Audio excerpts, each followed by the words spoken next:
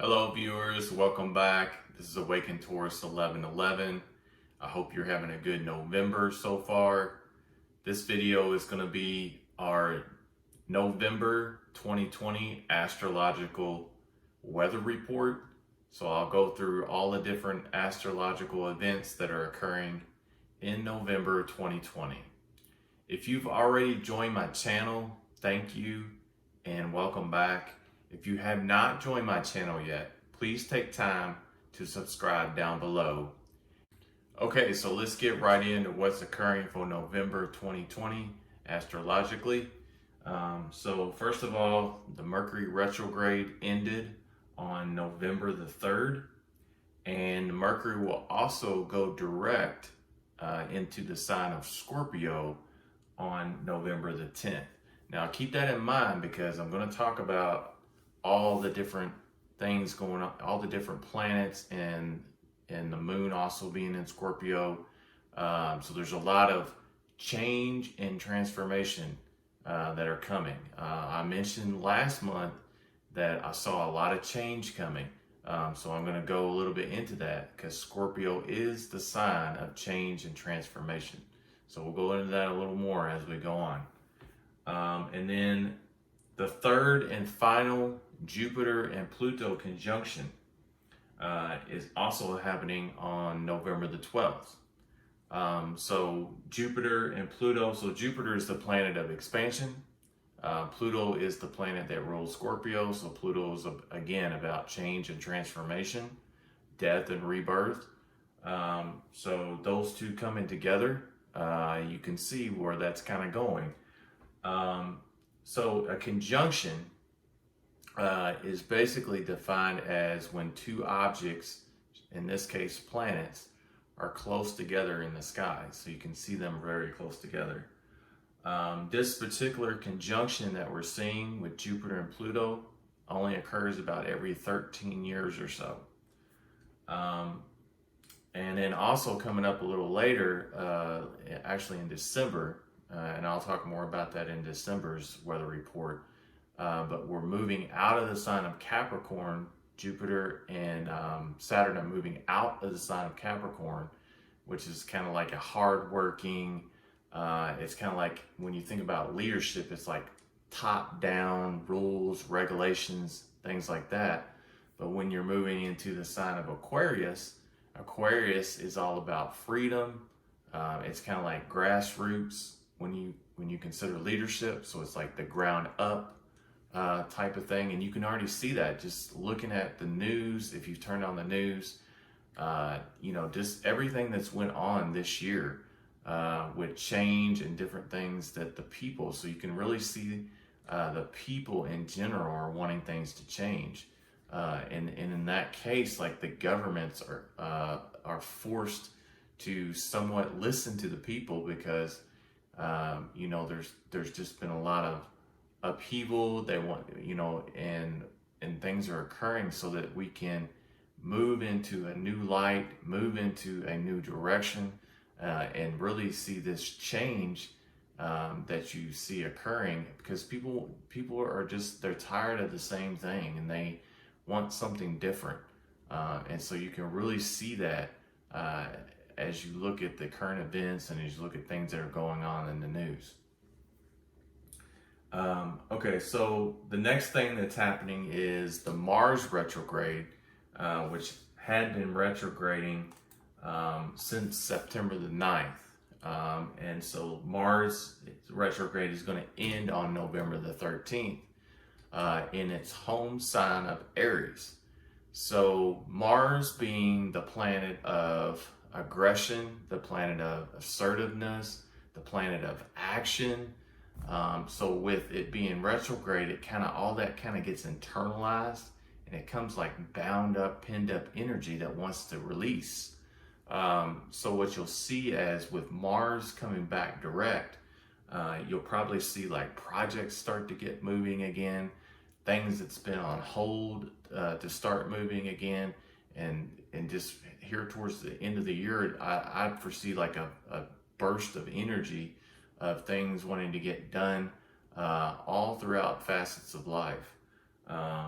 So I really look for that. And then next is on the 15th of November, there's a new moon in the sign of Scorpio. So here we go again with Scorpio.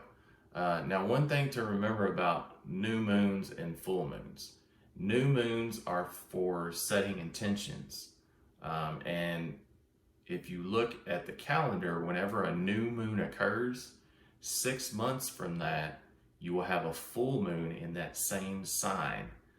So in other words, with this new moon being in Scorpio on the 15th of November, in April, which is 6 months from now, there'll be a full moon in Scorpio.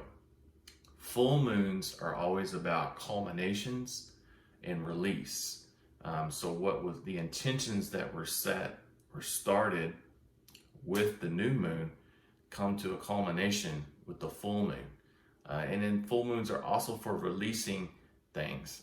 Different full moons, depending on what sign it is, could affect you in a different way, but releasing things that no longer serve you, that you need to let go of, things like that. Okay, so moving on, so Venus, the planet of Venus, which is the planet of love and beauty, the planet of sensuality, it rules Libra, it also rules the sign of Taurus, but the Venus will be also going into the sign of Scorpio on November the 21st. So there's a recurring theme of all this Scorpio energy, and I really see transformation coming in all areas of life, because there's a lot of different planets that are residing, and the new moon is starting in Scorpio. You've got Venus in Scorpio. You've got the sun in Scorpio for the most part of November, and then you've also got Mercury, the planet of communication, the planet of travel, also in Scorpio. So you've got all these different planets residing in Scorpio throughout the month of November. So reoccurring theme here, change and transformation. So get ready for that. Okay. So also, there is another retrograde ending. So the planet of Neptune, which Neptune is kind of considered the planet of dreams and illusions. So the planet of Neptune comes to its retrograde end on November the 28th. And then finally, there's a full moon in Gemini on November the 30th. So this full moon is sometimes called the beaver moon, or also known as sometimes called the frost moon. Now, the reason why it's called the beaver moon is because the Native Americans would set traps to catch beavers around this time, because beavers, as the frosts start coming in, the beavers start collecting wood and building dams for the winter. So the Native Americans would set traps so that they could catch the beavers and they could have furs to keep their families and stuff warm for the winter. So that name has kind of stuck, and the Farmer's Almanac still honors the different moons that the Native Americans named. So that's why it's called that. And then also with the full moon being in the sign of Gemini. So Gemini is like an intellectual sign anyway.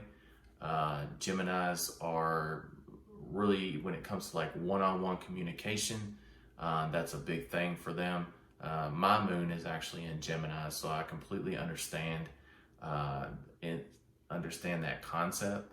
But if you think back again, what I mentioned about full moons. So with a full moon culmination, the last new moon in Gemini would have been 6 months ago. So if you think back to May 22nd, earlier in this year, whatever intentions were started and set at that time could be coming to culmination now with this full moon in November. Now, if you're just learning about this, it could be something that you go forward with. It's just remember that as new moons come along, so we have one coming up on the 15th, like I already mentioned, in the sign of Scorpio. Scorpio is, again, about this change and transformation. So it's a good time to think about, okay, what do I want to change in my life? Is there something that I want to do differently? Is there something that I want to start? So it's a perfect time to do that. And then as you begin that process, I kind of look forward to that full moon in April, which actually is going to occur on April 27, 2021. So that culmination could come. So kind of you could, if you're just now starting this process of doing that, it'd be a good time to start. Okay, so I hope you enjoy this weather report. If you got any questions or comments for me, please leave them down below. There's a lot of stuff occurring in November. It's been like this all year long. It seems like there's just so much stuff astrologically going on this year. It's just amazing, and it's almost hard to keep up with. There's so much stuff going on. But if you've enjoyed this, please leave a like down below. If you haven't already joined my channel, please hit that subscribe button so you can get future updates and videos. And I'll see you next time. Thank you for joining. Bye-bye.